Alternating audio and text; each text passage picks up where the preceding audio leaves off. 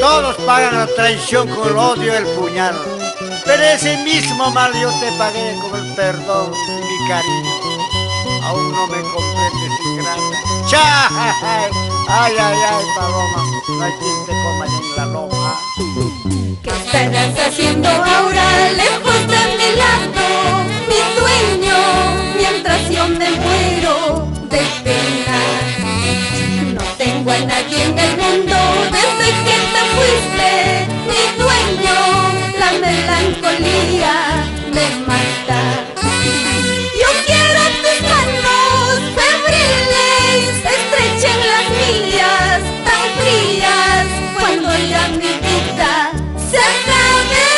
Quiero que tus labios de fuego se posen las mías de hielo, cuando ya mi vida se acabe. ¿Acaso mi voz no escuchas en tu dulce sueño, mi dueño, clamando que vuelvas conmigo? Mi noble presentimiento que me martiriza, mi dueño, desde el final de mi existencia. Yo quiero tus manos febriles, estrechen las mías, tan frías, cuando ya mi vida se acabe.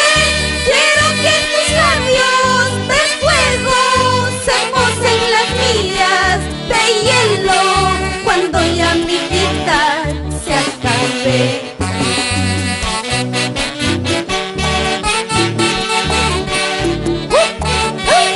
Ay, ay, ay, vamos, Cristina de Rosa.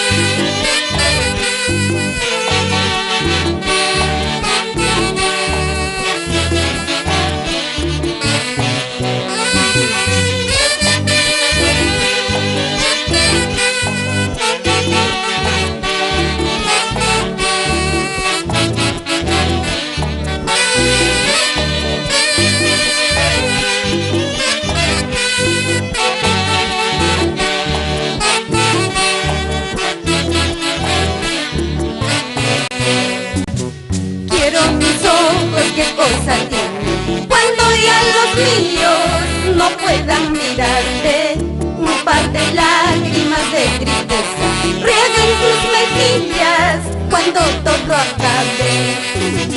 Quiero mis ojos, ¿qué cosa tienen? Cuando ya los míos no puedan mirarte, un par de lágrimas de tristeza rieguen tus mejillas cuando todo acabe.